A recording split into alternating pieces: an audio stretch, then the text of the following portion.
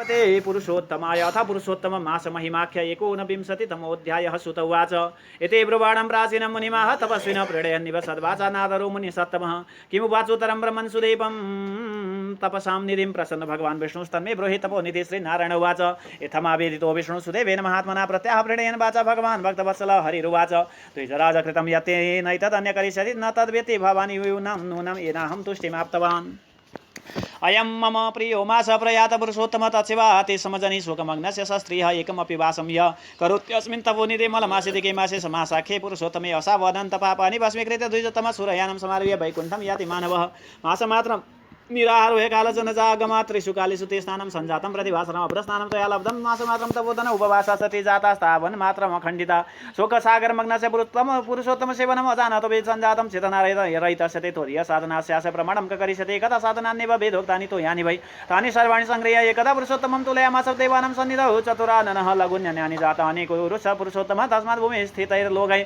पूज्यते पुरुषोत्तमः पुरुषोत्तममासस्तु सर्वत्रास्ते तपोधनः तथापि पृथ्वीलोके पूजितः सफलो भवेत् तस्मात् सर्वात्मना वत्स भवान् धन्योऽस्ति साम्प्रतं यदस्मिंस्तवानुग्रहं तप परमकारुणम् मानुषं जन्म संप्राप्य मासे श्री पुरुषोत्तमे स्नानदानादिरहिता दरिद्रा जन्म जन्मनि तस्मात् सर्वात्मना युवै विषयवते पुरुषोत्तमं समे वल्लभतां याति धन्यो भाग्ययुतो नरः श्रीनारायण उवाच एवं मुक्ता हरे शीघ्रं जगाम जगदीश्वर वैनदीयं समारुह्य वैकुण्ठमवलम्बने सपत्निका सुदेवतु मुमुदेर्हर्निशं सुखं दृष्टा पुरुषोत्तम सेवनात् अजानतो ममैवासि पुरुषोत्तम सेवनं तदेव सफलं जातं येन पुत्रो मृतोत्थितः अहो एतादृशो मासो नैव दृष्ट कदाचन एतैवं विस्मयाविष्टस्तं मासं समपूजय तेन पुत्रेण मुदे सपत्नीको द्विजोत्तमः पितरं नन्दयामास सुखदेवोऽपि सत्कृतैः तवन्मासं च विष्णुं च पूजयामास सादरं कर्म मार्गस्पृहं त्यक्ता भक्तिमार्गैकसुस्पृह सर्वदुःखावहं मासं वरिष्ठं पुरुषोत्तमं च बहुमादिवेश तस्मिन् न भज श्रीहरिं श्रिया भुक्त्वा विषयान् सर्वान् सहस्राब्दमहर्निशं जगाम परमं लोकं सपत्नीको द्विजोत्तम योगिनामपि दुष्प्राप्यं याचकानां तु तत्कृतः यत्र गतानन् शोचन्ति वसन्तो हरिसन्निधौ तत्रत्यं सुखमासाद्य सपत्नीको कुपं गता सैव दृढधन्वा त्वं प्रथित पृथ्वीपति पुरुषोत्तम मासस्य सेवनात् सकलार्थिवागमः हि श्रेयं पुरा राजन् गौतमी पतिदेवता एतते सर्वमाख्यातं पृष्टवान् शयन् मम सुखतो तव भूपाल पूर्वजन्मनि असुधा सुखदेव इति ख्यातो हरिणा योनिव जीवितः द्वादशसहस्रायुर्भोक्ता वैकुण्ठमेवान् सैवारण्यसरसेद्वटवृक्षं समाश्रिता त्वामेवागतमालोक्य पितरं पूर्वजन्मनः हितानामुपदेष्टारं प्रत्यक्षं दैवतं मम संसारसागरे मग्नं विषयव्यालदूषिते अत्यन्तकृपयाविष्टः चिन्तयामि किरचन बोधयामि चेत् भुवं ममापि बन्धनं भवेत् पुन्नाम नरकादि अस्तु त्रायते पितरं सुत इति श्रुत्यर्थबोधोऽपि स्यादेवाद्यान्यथा मम तस्मादुपकरिष्यामि पितरं पूर्वजन्मना अवधार्य वचसेतं किरजोजे गदन्नृव इति तत्कथितं सर्वं यात् यत् रोष्टं त्वया न गतपरं गमिष्यामि सरयुं पापनाशिनीम् श्रीनारायण उवाच इत्येवं प्रथमजनुश्चरित्रमुक्त्वा भूपस्य प्रथितस्य यशस्विनश्चिराय रक्षन्तं मुनिमनो नियराजराज प्रावोचत् किमपि न मन्य गण्यपुण्यः इति श्रीबृहन्नारदीय पुराणे पुरुषोत्तम मास महात्म्ये श्रीनारायण नारद संवादे वाल्मीकिनोक्त दृढधन उपाख्याने पुरुषोत्तम मास महात्म्य कथनं नाम 19विंशतितमोऽध्यायः श्रीकृष्ण गोविन्द हरे मुरारे हे नाथ नारायण वासुदेव श्रीकृष्ण गोविन्द हरे मुरारे हे नाथ नारायण वासुदेव वासुदेवं भज वासुदेवं भज वासुदेवं भज ॐ वासुदेवं भज भज वासुदेवं भज वासुदेवं भज वासुदेवं भज वासुदेवं कृष्णाय वासुदेवाय हरये परमात्मने प्रणतक्लेशनाशाय गोविन्दाय नमो नमः भक्तवत्सल भगवान को पुराण पुरुषोत्तम भगवान को कर्ता परिवार को पुरुषोत्तम मास महात्म्य को राज को आनंद को जय जय श्री राधे श्याम समादरणीय भक्त सज्जन त्यसरी सुदेवले फेरि भगवानलाई सोधिसकेपछि भगवानले वर्णन गर्न लाग्नुभयो। यता सुतजीले पनि सौनकादि गरेका 88,000 ऋषि महर्षिहरूलाई वर्णन गर्नुहुन्छ। हे नारायण तपस्याका खानी सूर्य ब्राह्मणलाई प्रसन्न पार्ने जुन भएका विष्णु भगवानले के उत्तर दिनुभयो त त्यो कथा सुनाउनुहोस् भनेर सोध्नुहुन्छ र ती कथा प्रसङ्गहरू विस्तार गर्नुहुन्छ। र सुदेव ब्राह्मणले निवेदन गरिएका भक्तवत्सल रे भगवान, भक्तहरूका प्यारा हुनुहुन्छ। भगवानलाई यो संसारमा भनौँ भक्तको हृदय जति प्यारो अरू कुनै चिज छैन रे। नाहम बसामि वैकुण्ठे योगिनां हृदयेन च मद्भक्ता यत्र गायन्ति तत्र तिष्ठामि नारद। मलाई वैकुण्ठ लोक पनि त्यति प्यारो छैन हे नारदजी। त्यस्तै योगीहरू जसले तपस्या गर्दछन्, ध्यान गर्दछन्, ती योगीहरू पनि मलाई त्यति प्यारो छैन। तर जसले मेरो गान गर्दछन्, हृदयमा मलाई जुन सम्झन्छन् भनौँ, मेरो जुन गान गर्दछन्, मद्भक्ता यत्र गायन्ति, मेरा भक्तहरूले जहाँ मेरो पुकारा गर्दछन्, जहाँ गान गर्दछन्, त्यो ठाउँ चाहिँ मलाई अत्यन्त प्यारो छ। यत्र अच्युतोद्धार कथा प्रसङ्ग जुन भनिन्छ, तीर्थानि सर्वाणि वसन्ति तत्र, जुन सारा तीर्थहरू रे, सारा नदी नाला तीर्थहरू, सारा देवी देवताहरू जहाँ भगवानको कथा हुन्छ, सत्सङ्ग हुन्छ, त्यहाँ आएर विराजमान हुनुहुन्छ। मलाई त्यस्तो स्थान प्रिय छ जहाँ मेरा भक्तहरूले पुकारा गर्दछन्। र भगवान भन्नुहुन्छ, हे ब्राह्मण श्रेष्ठ, तिमीबाट जो कार्य गरियो रे, र यस्तो कार्यहरू कोही पनि गर्नेवाला पनि छैन। न भूतो न भविष्यति, न पहिला थियो न पछि नै हुनेछ। तिम्रो जुन तपस्याले, व्रतको उपासनाले भनौँ, जुन पुरुषोत्तम महिना तिम्रो व्यतीत भयो अन्जानमा भए पनि, तिमी शोक सागरमा डुबेका थियौ रे। पुत्रको प्राणान्तले तिमी अत्यन्त पीडित थियौ र भोक पनि थिएन, प्यास पनि थिएन। भोकै प्यासै अत्यन्त कष्टपूर्वक तिमी महिना दिनसम्म रे पुरुषोत्तमको सेवा तिमीबाट हुन गयो। फेरि त्यो समय दिन रातै पानी परिरह्यो रे।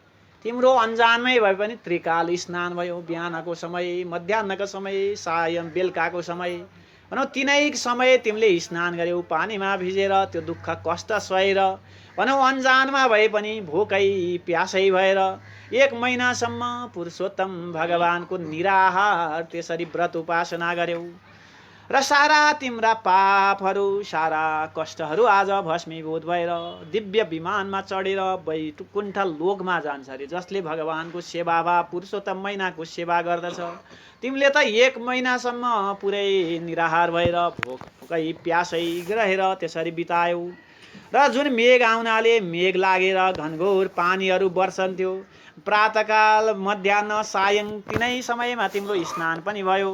र महिनाभरि फेरि मेघ स्नान, पानी पर्दामा स्नान गर्न पायौ। अनि अखण्डित उपवास व्रतहरू पनि तिम्रा हुन गए र शोक रूपे सागरमा डुबेका हे सुदेवजी, हे सुदेव ब्राह्मण, तिम्रो पुरुषोत्तम भगवानको सेवा यसरी हुन गयो। र अन्जानमा भए पनि तिम्रा सारा साधनहरू नापको गर्न सक्दछ। र तराजुको एकापट्टि भनौँ वेदमा कहिएका जति सम्पूर्ण साधनलाई राख्नुभयो रे ब्रह्माजीले, र एकापट्टि पुरुषोत्तमको व्रत फललाई राखेर तौलनु भयो। र भगवानको पुरुषोत्तमको तौला चाहिँ गरुङ्गो भयो रे। त्यो भगवानको कृपाले, साक्षात् भगवानको जुन स्वरूपले गर्दा आज त्यो तौला अत्यन्त गरुङ्गो भयो। भने यो संसारमा पुरुषोत्तम महिना बराबर श्रेष्ठहरू कुनै महिना छैनन्। र पृथ्वी तलमा पुजिएको पुरुषोत्तम सबैभन्दा फलदायक श्रेष्ठ भनेर मानिन्छ। र हे बाबु, तिमीले पनि त्यस्तै अत्यन्त कष्टकर भयङ्कर त्यस्तो पुरुषोत्तम महिनाको सेवा आराधना गर्यौ। र मनुष्य जन्म पाएर जसले स्नान दान कर्महरू सुकर्मले रहित रहन्छन्, पुरुषोत्तम महिनामा व्यर्थमा समय व्यतीत गर्दछन् भने ती अनेक प्रकारका दुःखमा खस्दछन्। र जसले भगवान पुरुषोत्तमको सेवा आराधना गर्दछन् भने ती झलझलाकार वैकुण्ठ लोकमा प्राप्त हुन्छन्। र पत्नीका साथमा तिमीले त 1 महिनासम्म भनौँ व्रत उपासना गर्यौ अन्जानमा भए पनि, र पुरुषोत्तमको सेवाले आज तिम्रो मरेको पुत्र पनि भनौँ यानी बौरिएको छ। र सुखदेव छोरोलाई देखेर तिमी अत्यन्त खुसी भएका छौ, रमाएका छौ। अब मैले थाहा नपाइकन मबाट जुन पुरुषोत्तमको सेवा नियम हुन गयो, त्यो सेवा नै सफल हुन गयो र मेरो पुत्र आज प्राप्त भयो। जुन मृतक पुत्र पनि आज बौरियो। यस्तो आश्चर्य त मैले कहिले सुनेको थिएन, देखेको थिएन। त्यो पुरुषोत्तम महिनालाई मैले राम्रोसँग पुज्न लागे र पत्नी सहित ब्राह्मण श्रेष्ठ सुदेवले पनि आफ्ना पुत्रका साथमा प्रसन्न रहँदै आफ्ना पुत्रलाई बाबुलाई पनि प्रसन्न पार्दथे। यसरी कर्म मार्गबाट प्राप्त हुने फल रुचिहरूमा त्याग गरेर भगवानको भक्ति मार्गमा तिनीहरू प्रवेश गरे। भगवानको भक्ति गर्दै भगवानको सेवा गर्दै प्रत्येक मास जुन 3 वर्षमा प्राप्त हुने पुरुषोत्तमलाई सधैँ सेवा गरिरहन्थे, भगवानको स्तुति गरिरहन्थे, आदर भावका साथमा पूजा गरिरहन्थे।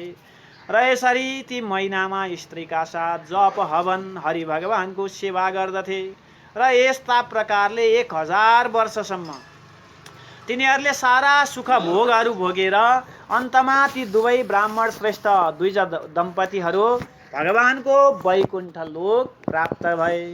र योगीहरूलाई पनि दुष्प्राप्य अरे, योगीहरूले पनि जुन प्राप्त गर्न नसकिने र विभिन्न यज्ञहरू गर्नाले जुन लोक जुन प्राप्त हुन्छ त्योभन्दा पनि श्रेष्ठ भगवानको वैकुण्ठ लोक प्राप्त गरे, जहाँ कुनै शोक छैन, जहाँ कुनै कुण्ठा छैन, जहाँ कुनै भयहरू छैन, कुनै चिन्ता छैन, त्यस्तो दिव्य लोकमा तिनीहरूले प्राप्त भए।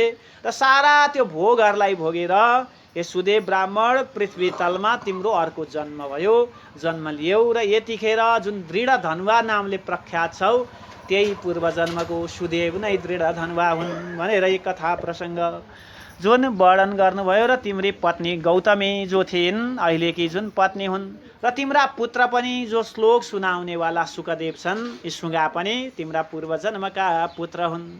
र 12,000 वर्षको आफ्नो आयुलाई भोगेर यिनी पनि वैकुण्ठ लोकमा प्राप्त भए। र आज पिताजी यो भौतिक संसारमा यो ऐश्वर्यमा रुमलिएको देखेर अरे आज त्यो पुत्रलाई याद आयो कि त मेरा पूर्व जन्मका पिता हुन्, यिनलाई मैले यदि उद्धार गरिन भने त भनेर तिमीलाई ज्ञान दिनका लागि सुगाको रूपमा रे अहिले प्राप्त भएर त्यो बाणीहरू त्यो वचनहरू बोलिरहेका छन् भनेर ती सारा कथा प्रसङ्गहरू जुन वर्णन गर्नुभयो। र यता जुन पुत्र भनेर किन नाम राखिएको अरे भन्दा पुम नाम हो नरकादि अस्मात् पितरम त्रायते सुत। एउटा पुम नाम गरेको नरक हुन्छ 84 लाख नरकहरूमा, त्यो नरकबाट अथवा त्यो दुःखबाट जसले पिताजीको रक्षा गर्दछ त्यसैलाई पुत्र भनेर श्रुतिहरूले ब्रह्माजीले यस्तो पुत्रको जुन महिमालाई पुत्र भनेर नाम दिनुभएको छ। र पूर्व जन्मको पितालाई म उपकार गर्छु भनेर त्यो सुगाले यो वचनहरू बोलेको हो। हे निष्पाप राजन, तिमीले जो कुराहरू सोध्यौ त्यो सारा कुराहरू मैले विस्तृतपूर्वक वर्णन गरेँ भनेर यी सारा कथा प्रसङ्गहरू वर्णन गरेर अब म पनि पाप नाशिनी सारा पापहरूलाई नाश गर्ने भगवान रामचन्द्रले जहाँ आफ्नो शरीर त्याग गर्नुभएको थियो सरयू नदीमा स्नान गर्न जान्छु भनेर ती राजासँग दृढ धनुवासँग विदा भएर वाल्मीकि ऋषि पनि त्यहाँबाट प्रस्थान गर्नुभयो। भगवान नारायण वर्णन गर्नुहुन्छ, हे देवर्षे यसरी दृढ धनुवाको पूर्व चरित्र जुन वाल्मीकि मुनिले वर्णन गर्नुभयो र त्यो वर्णन गरेर उहाँ पनि सरयू नामको नदीमा स्नान गर्छु भनेर जानुभयो। र यी सम्पूर्ण कथा प्रसङ्गहरू जुन जान लागेका मुनि वाल्मीकि मुनिलाई पनि दृढ धनुवाले दण्डवत प्रणाम गरी निहुरेर ढोगिदिए भन्ने कथा प्रसङ्गहरू भगवान नारायणले देवर्षि नारदलाई त्यस्तै सुतजीले शौनक आदि गरेका 88,000 ऋषि महर्षिहरूलाई वर्णन गर्नुभयो भन्ने सम्बन्धी कथा प्रसङ्गहरू बृहन्नारदीय पुराण अन्तर्गतको पुरुषोत्तम मास महात्म्य 19 अध्यायका कथाहरू विस्तार गरियो। श्री हरे नमः।